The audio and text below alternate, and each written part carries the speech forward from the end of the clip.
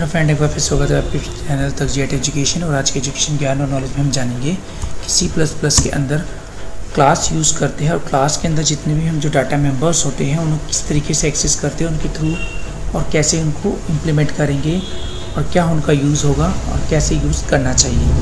Simple से इस example के थ्रू समझेंगे हम इसके अंदर।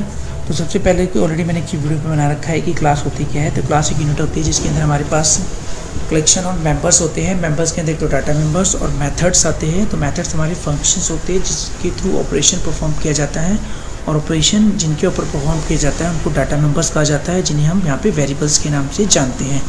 तो इन्हें हमेशा अगर outside of the class use करना होता है तो हमें यूज़ करने होते हैं इन्हें पब्लिक, क्योंकि पब्लिक को हम कहीं पे भी एक्सेसिबल यानी कहीं पे भी एक्सेस कर सकते हैं ईजी तरीके से। तो इस वजह से हम इन्हें पब्लिक डिक्लेयर किया जाता है। तो हम आज क्लास में यही सीखेंगे कि एक एग्जाम्पल के थ्रू कि इन डाटा मेंबर्स को किस तरीके से एक्सेस करेंगे और प्लस किस तरीके से इन्हें डिक्लेयर करते हैं। तो सबसे पहले हमारे को यहाँ पे अपनी हेडर्स फाइल्स को इंक्लूड करना है। हैश इंक्लूड iostream.h और फिर हैश इंक्लूड conio.h। तो ये आपकी तो हेडर फाइल्स हो गई। उसके बाद हम यहाँ पे क्लास लेंगे। क्लास का नाम हम यहाँ पे dit रख रहे हैं। क्लास वाइट हो गया है बिकॉज एक्चुअली क्या है, C++ में ये एक प्रकार का कीवर्ड है, ये थोड़ा सा ध्यान देना है फ्रेंड्स आपको। तो क्लास एक कीवर्ड होता है, जितने भी आपके यहाँ पे वाइट्स हो जाएंगे सारे तो आपके वो कीवर्ड्स होंगे, उनको थोड़ा स्पेशल खास तरीके से यूज़ किया जाता है क्योंकि उनकी पहले से कीवर्ड्स की रिजर्व्ड मीनिंग्स होती है जिनको हम बदल नहीं सकते। तो कंपाइलर ऑलरेडी इनको जानता है प्रॉपर तरीके से। ओके फ्रेंड्स, अब फिर हम यहाँ पे करते हैं पब्लिक। तो पब्लिक भी आपको वाइट हो गया, ये भी एक कीवर्ड है। अब इसके बाद यहाँ पे हम सबसे पहले जो डिक्लेयर करते हैं वो करते हैं डाटा मेंबर्स, जिन पे हमें ऑपरेशन परफॉर्म करवाना है। सपोज करो कि मुझे यहाँ पे करना क्या है कि दो वैल्यूज़ इनपुट करवा के उन्हें एडिशन ऑपरेशन परफॉर्म करना है। तो यहाँ पे हमने इंट a और कोमा b इस तरीके से हमने इसे रख लिया। अब उसके बाद हमें जो इस पर ऑपरेशन परफॉर्म करवाना है वो ऑपरेशन परफॉर्म के करवाने दो करवाने हैं। उन्हें भी हम मेथड्स जो डिक्लेयर कर रहे हैं जिसे हम मेंबर्स बोलते हैं इसकी क्लास के, तो उसको मेथड्स, तो मेथड्स ध्यान रखना है कि लॉजिक्स होती है जिसके थ्रू हम ऑपरेशन परफॉर्म करते हैं। तो पहला हम जो इन्हें बना रहे हैं वो बना रहे हैं इनपुट, तो वॉइड इनपुट मेथड।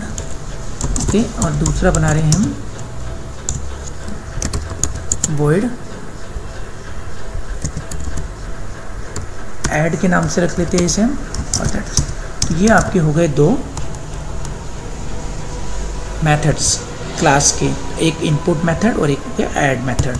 अब इसके बाद हम क्या करेंगे, सबसे पहले यहाँ पे इनपुट ले लेंगे। तो इनपुट ऑलरेडी मैंने सिखा रखी है कि C++ में किस तरीके से इनपुट लेते हैं।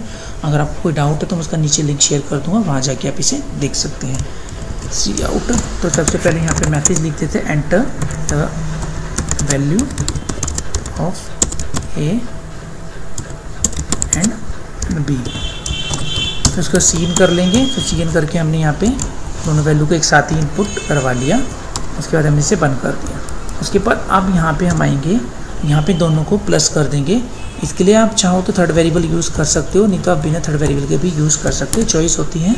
अगर इन फ्यूचर कहीं पे भी इसको यूज़ करना है किसी क्लास के अंदर तो आप इसे किसी थर्ड वेरिएबल में ही स्टोर करो। तो C = A + B।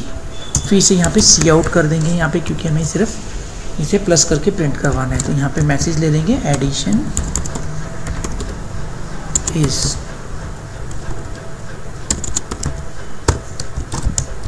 तो यहीं पे हमने यहाँ पे इसे प्रिंट करवा लिया।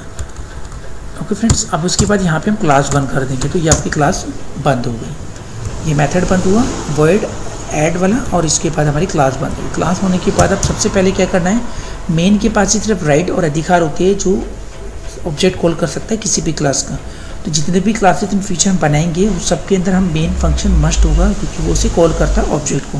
तो जब हम उसका एक इंस्टांस यानी ऑब्जेक्ट क्रिएट करेंगे तो वो हमेशा मेन के अंदर ही होता है, ये हमेशा ध्यान रखना है आपको। तो मेन में आएंगे यहाँ पे, तो वॉइड मेन कर देंगे।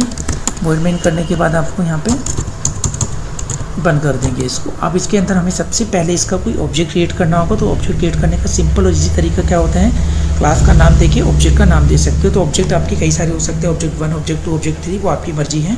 एक से ही चाहो तो एक से एक्सेस कर लो, दो से वो आपकी चॉइस होती है। तो अब हम यहाँ पे क्लास का नाम क्या है, dit,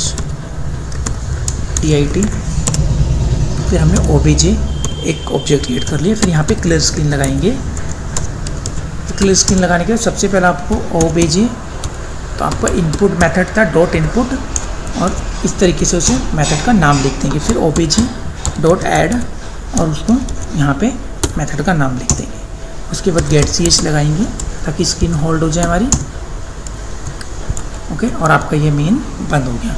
अब इसे एक बार Alt F9। देखो फ्रेंड, कोई एरर नहीं, फाइन, ना वार्निंग ना कोई एरर। फिर इसके बाद Ctrl F9 से इसे रन करवाते हैं। तो सबसे पहले आपसे वैल्यू कह रहा है एंटर करवाने के लिए 45 + 67, दोनों को ऐड करा तो 112 इज़ द राइट आंसर। तो इस तरीके से हमने सीखा यहाँ पर कि हम किस तरीके से डाटा मेंबर्स को यूज़ करेंगे, डिक्लेयर करेंगे, और देन उसके बाद हम किस तरीके से डाटा मेथड्स जो होते हैं हमारे, यानी कि मेथड्स, उसको हम किस तरीके से यूज़ करेंगे। तो हमारी ये मेंबर फंक्शंस जो थे, हमने जिन्हें हम मेथड्स बोलते हैं यहाँ पे, तो हमने डाटा मेंबर्स को यूज़ करा जिनमें से इनपुट आउटपुट है। तो हमेशा ये आपको ध्यान रखना है फ्रेंड्स, क्लास को आपको डिक्लेयर करना है, लेकिन क्लास का जो नाम होगा वो ध्यान रखना, कभी भी वेरिएबल का नेम नहीं होना चाहिए।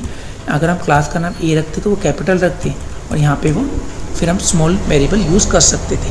केस सेंसिटिव है, ये भी आपको हमेशा ध्यान रखना है इसके अंदर। तो आपको हमेशा रूल और रूल्स के अकॉर्डिंग टू ही और सिंटैक्स के अकॉर्डिंग टू ही वर्क करना है। ओके फ्रेंड्स, तो ये आपके यहाँ पे डाटा मेंबर्स और ये आपके मेंबर फंक्शन या मेथड्स। ओके फ्रेंड्स, और फिर उसके बाद हमने इनको ऑब्जेक्ट की हेल्प से कॉल कर लिया।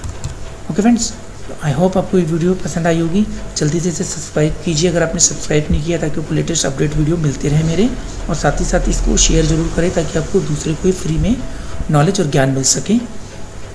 और फिर भी आपको कोई डाउट हो तो प्लीज़ मुझे कमेंट करके बताइए, मैं डाउट को पूरा करने की कोशिश करूँगा, उसको डाउट को क्लियर करने की कोशिश करूँगा। और नेक्स्ट वीडियो का मेरा इंतजार कीजिए। Thank you very much, have a nice day.